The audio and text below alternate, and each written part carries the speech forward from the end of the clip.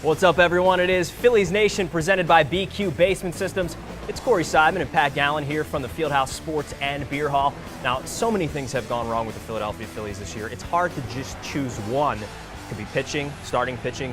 It could be the offense. It could be the defense. What is the biggest concern for you heading into 2015? Okay, well, we all know that the Phillies have numerous moves to make with the starting rotation because the depth just is not there. But to me, the biggest issue here, if the Phillies want to be a contending team in 2015, is the offense. And when I say the offense, I'm not referring to one guy. I'm not referring to just Ryan Howard or just Dominic Brown. What I'm referring to is the entire middle of the Phillies order.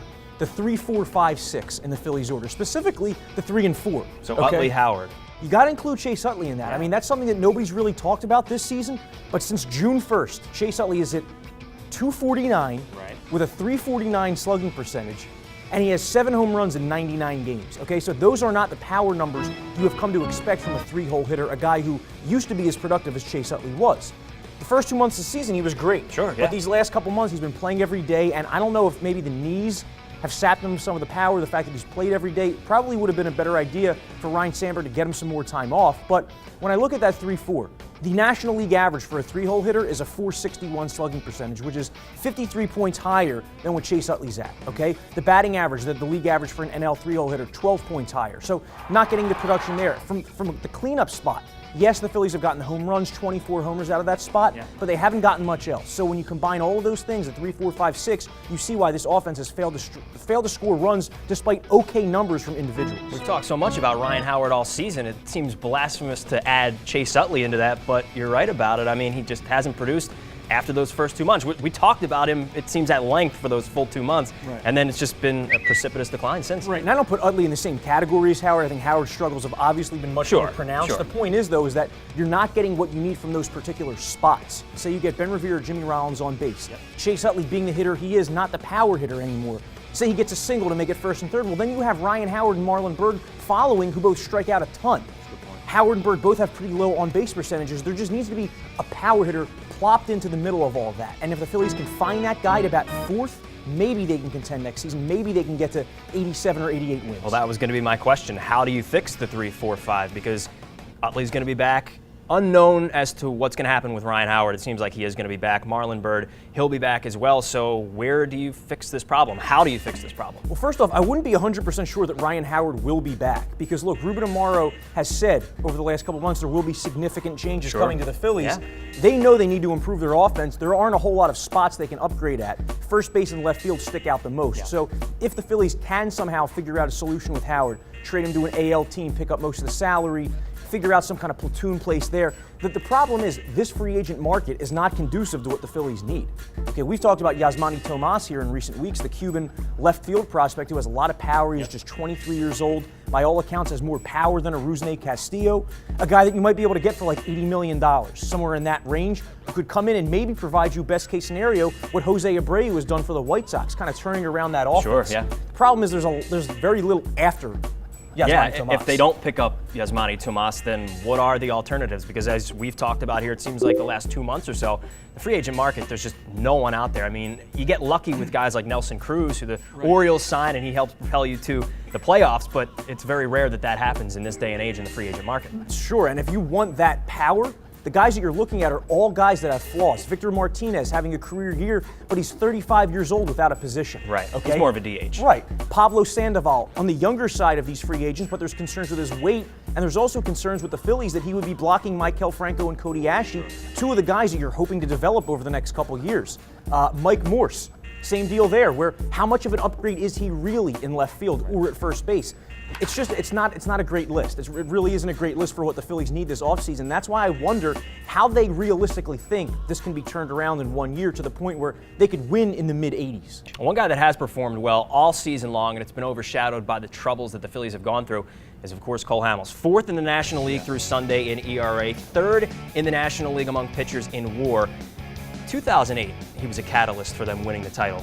Is this a better season than 2008? Oh, by far. I mean, we're talking regular season, yes. But he helped win them the championship. Right, so I mean, in terms of like full value, yes, 2008 was still the standout year for Cole Hamels, but this has been next level. Okay, this has been Cole Hamels getting to the next level of his career, 2.03 ERA over his last 25 starts. That's ridiculous. 173 strikeouts in 173 innings. His season this year is reminding me of like Felix Hernandez all those years out in Seattle, where every game, 7 innings, 1 or 2 runs, no win. The Phillies are 15-10 over those last 25 starts, despite Hamels having that 2 ERA.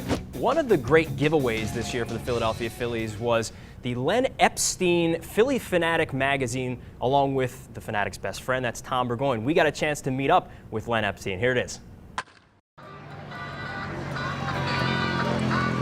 Plenty of people would call him the best mascot in sports, but if you also agree he's the best mascot on paper, you've got this man to thank. The Philly Fanatic is unique. You don't see it anywhere else. Even, I think it was San Diego Chicken was the first. And it doesn't compare. It doesn't compare. Len Epstein has been the pen behind the illustrations of the Philly Fanatic for almost 30 years. Sometimes the people down there say, you guys are forgetting we're in business for baseball, not the Fanatic. I didn't know that. I thought it was all the Fanatic. You know, we get so carried away with our projects and ideas. Those projects and ideas have turned into 12 children's books. And this year, Len's illustrations are being celebrated in a very special way.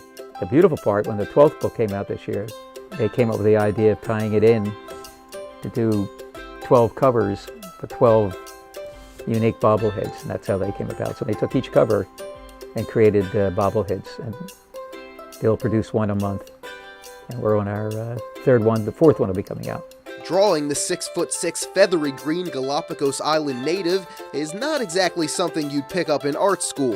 It was a challenge, but I had been doing work for Sesame Street, so I was accustomed to doing those characters. And he's sort of like a big bird, you know, if you really look at it closely, the neck, elongated neck. And it just working over and over and over and following him, and I literally see the character in front of me when I start my sketches. And when your career consists of drawing cartoons of Philadelphia's most beloved creature, you don't ever really have to grow up. The fun I always have that I've been doing since book 1, somewhere in the sketches when I send them down, I send the whole book to them. And every page, every once in a while, will show the Fanatic with a martini in his hand and a cigar. You know, the first time I did it, they flipped. You know, they had all these cigar ashes, and when they jumped at me, you know, what's going on? I said, how about a new image for the Fanatic? Let's get with it. Now I do it and I throw it and they look for it. And he goes, there goes Epstein again, you know. But it's now become a routine that I throw them in there doing something with the cigar and the martini, and I come up with the same stupid answer. Time for a new image.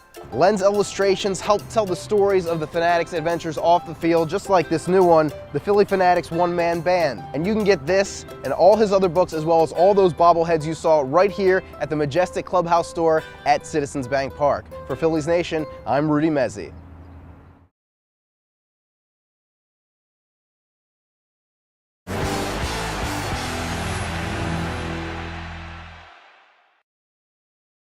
Welcome back to Phillies Nation. A common injury that occurs in Major League Baseball is in the back, and reigning MVP of the National League, Andrew McCutchen, had a serious back injury earlier this year, and while he came back from it strong, it could have derailed his season along with the Pirates. So we asked Dr. Lenny Roberts of Summit Spine and Wellness Center about those types of ailments. Recently, Pirates outfielder Andrew McCutchen had an avulsion fracture in his 11th rib, and here's how this is going to affect his game going forward. So here's the sternum and the clavicle in the front of the body, and the ribs come up and attach into here. So the bottom 2 ribs are called floating ribs, which are down here. So this is the 11th and the 12th rib. They don't wrap all the way around and attach in the front as the rest of the ribs do. So the small muscles in between those ribs are called the intercostal muscles, and that's potentially what he had pull on that and created an avulsion fracture by pulling and torquing on that as he goes through the mechanics of his swing. The getting hit by 95-mile-an-hour fastball is not something anybody wants to do and absorb that impact in any part of their body. Getting hit in that area the day before can cause that soft tissue to spasm and shorten, and when it's shortened and spasmed, it's not going to move properly, and then when he goes through and does his traditional swing, that's probably what pulled on him. Most people are aware that you have ribs in your front, so they know that the ribs are covering the chest and the heart. Those ribs wrap around and attach into the back, into the spine. So the rib cage, there's 12 different ribs that attach from the top of the spine down, going down into the bottom of the rib cage. The bottom 2 ribs are called floating ribs, so they don't actually attach into the front portion of the body, so they're only attaching in the back end of the spine. And where he had the injury and the avulsion fracture is in the 11th rib, so it's towards the very bottom of the rib before his lower back. The sensitivity of just a small imbalance in musculature or having an injury such as recovering from an avulsion fracture is going to potentially change the dynamics of his swing, and every little bit counts obviously when someone's throwing 95 and higher, and you have to make split decisions that are the way that the body responds and adapts to things so rapidly that any little subtle difference in the swing can alter his mechanics and certainly change a ball that he would potentially hit out of the park to being a pop-up just from a very subtle change in the mechanics of the swing. So that's definitely a factor and something that he's going to need to make sure he's able to perform to be able to perform at a high level. All right, let's go to a segment we like. It's called By the Numbers. It's brought to you by BQ Basement Systems. Call them today. They give you a free estimate on your house, and they have flexible payment options. Jimmy Rollins, not so durable this year, but for the duration of his career, unbelievably durable. Yeah, he doesn't get enough credit for staying on the field as much as he does. Rollins, in fact, in 13 of his 15 seasons, he's played at least 137 games. In the history of the National League, there is no shortstop ever who has had more seasons with at least that many games. None. Jimmy Rollins tied with Ozzie Smith and Pee Wee Reese for 13 seasons at 137 plus games. Nobody else in the NL has ever done that more than Jimmy. That's staggering. I mean, it's staggering. It doesn't feel like it, but he really has been on the field a ton. And the other was with Ken Giles. I found this fascinating. Over the last 51 years, there have been 3 rookies in baseball who have had an ERA of 1.24 or lower, and at least 60 strikeouts. Ken Giles this year, Jonathan Papelbon, the last to do it in 2006, and then before that you have to go all the way back to Bob Veal in 1963. The great Bob Veal. The great Bob Veal. There's only been 4 pitchers ever, 1.24 ERA or lower, 60 strikeouts or higher. Ken Giles, one of them, Jonathan Papelbon, another. The Phillies took on the Oakland A's recently, and the A's have just completely fallen out of things. It's unbelievable. I picked them to win the American League, and this is what they do to me. They're now 10.5 games through Sunday out of the American League West behind the LA Angels. They were just tied for first less than a month ago. What happened to the Oakland A's? It's funny, too, because Billy Beane, when he made that trade for Jeff Samardzija, kept telling reporters, no, this is not about the playoffs. The Angels are right on our tail. Look what happened. How about that? St. Louis, though, back in the playoffs once again. It's the 11th time since 2000 that the St. Louis Cardinals have clinched a playoff berth. What an incredible run for an incredible franchise. And an incredible collapse by the Brewers, another team that just fell off the map. Let's go to our fantasy baseball segment brought to you by DraftKings.com. You can join some of their fantasy football leagues and win real cash prizes. Now, we're done giving you players to pick up on your teams because most of these seasons are over. Let's give our Cy Young Award for guys that were sort of the bang for the buck type guys. Not a guy that you, like Adam Wainwright or Clayton Kershaw, who you drafted early, but a guy that you kind of picked up or maybe drafted late. Well, it's hard to get more bang for your buck than Corey Kluber gave you from the Indians. 16 wins, a 2.54 ERA, 10 strikeouts per 9 innings, and he was drafted after guys like CeCe Sabathia, Tim Lincecum. So if you drafted him late, you probably won your league or at least made the playoffs. All right, I'm going with Tanner Roark of the Washington Nationals. 14-10 this year with an ERA below 3. Another guy that you just picked up, and you actually talked about him, back in maybe early May or so? Had a little bit of foresight. Hope you listened to Corey Seidman right there. Don't go anywhere. Phillies Nation continues right after this.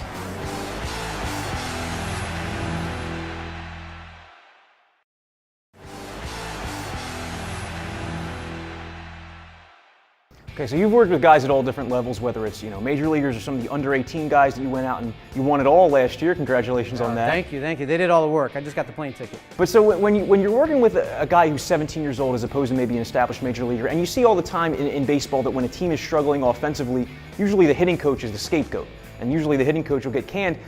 When something like that changes at the highest level, does it actually result in a bona fide change in approach for some of these players, or how does that really come to play? For me personally, it's, I always say that hitting coaches, or any coach in that matter, are hired to be fired, so to speak. Coaches coach, players play. You've heard that before as well.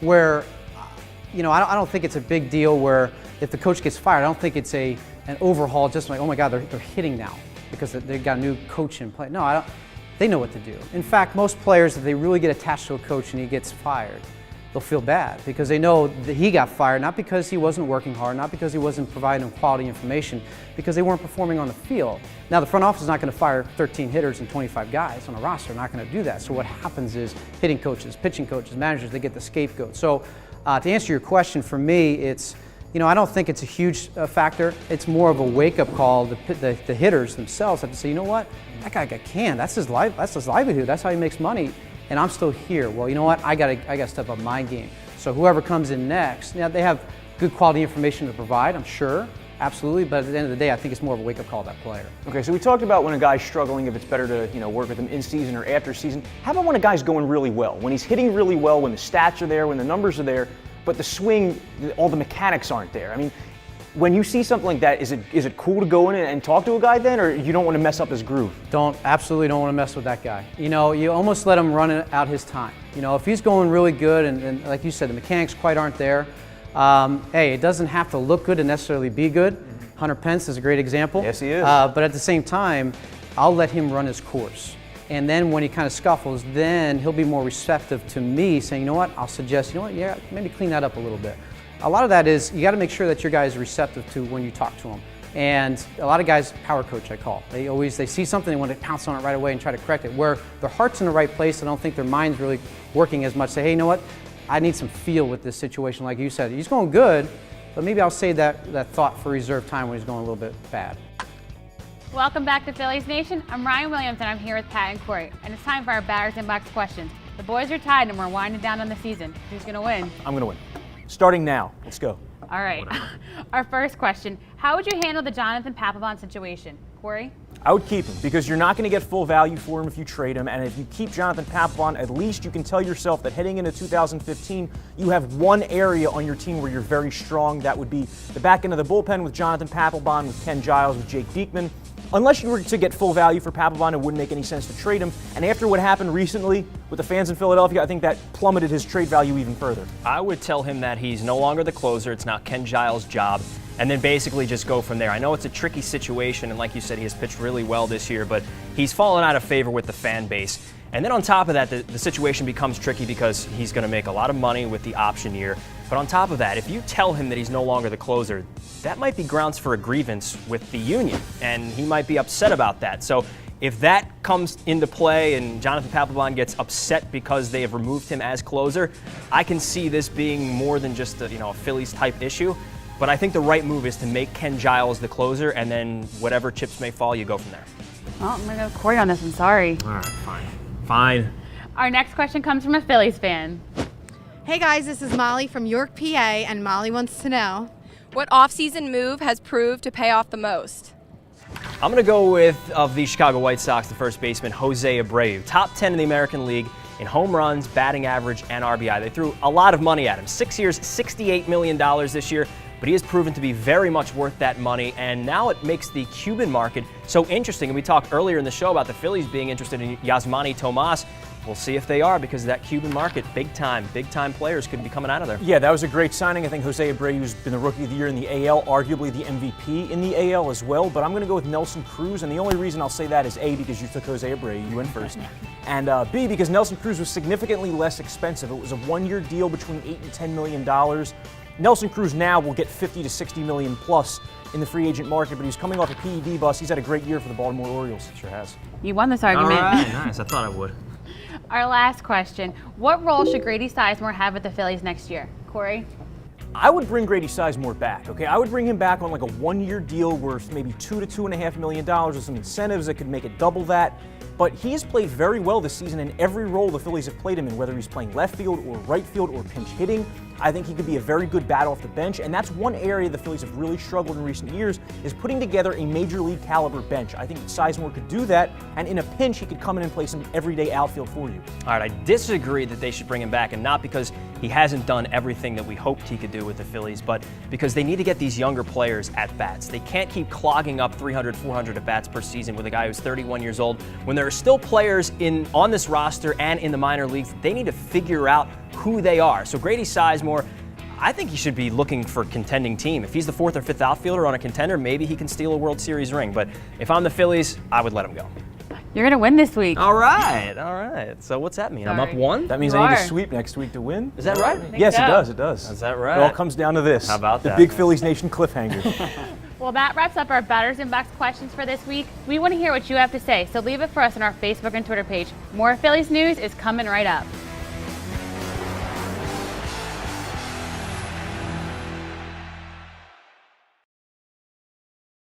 Phillies Nation is presented by BQ Basement Systems, the Philadelphia region's premier basement contractor.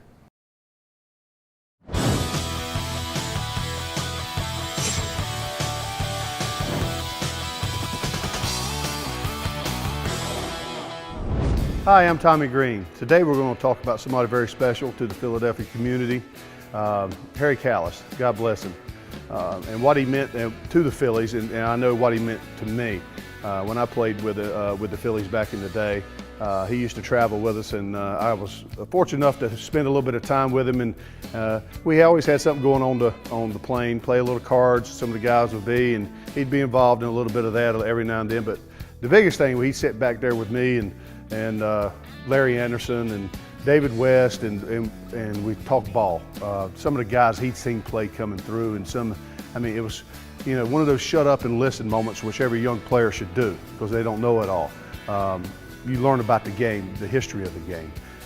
He was a very vital, to me, important part of that team, not just his voice.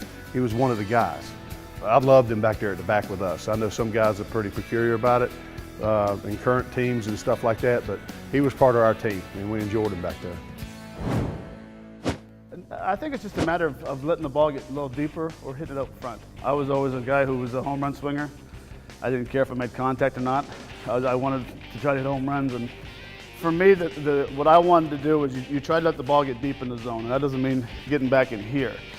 A lot of guys will hit the ball up front. You try to let it get halfway back at the home plate. So when I get in my stance, I'm looking for an area which is my strength, which would be in the happy zone. That's where I enjoyed hitting the fastball, which didn't mean I could not hit the fastball here, but proper technique is you have to get there. And what you need to do is you need to rely on your hips. So when the ball's coming back, I stay here. If you look at my right side, it's staying locked in. It doesn't do this. So it stays in here. Now the point of contact's here. And what I like to teach is finishing high, which means your bat will go through the zone longer, and stay high. And what it does is it gives you a better backspin. So for me, I had one swing. Thank you, Tommy. Thank you, Matt. Actually, this weekend at Valley Forge Casino, you can meet Tommy Green along with 4 other Phillies pitchers who have previously thrown no-hitters. Oh, that's awesome. Pretty cool, huh? Yeah. All right, let's go to our Twitter trivia. The hashtag is PNTrivia at Phillies Nation. It's brought to you by Scheib Vintage Sports. This week's question is this. Carlos Ruiz caught the combined no-hitter by the Philadelphia Phillies. That made for 3. That's 3 for Chooch in his career. Name the only catcher in Major League history to catch more. Do you know who that is? Was it that elite game caller, Rod Barajas? It is not Rod Barajas, although I miss that guy, don't you? Yeah, it's great. No, Great behind the plate. I really don't. And in the room. I really don't miss Rod Barajas. That's it for us here on Phillies Nation. To everyone involved in the show, the guys behind the camera 2020, thank you, Tommy. Thank you, Matt. Thank you, Corey. I'm Pat Gallen. We'll talk to you next time right here on PNTV.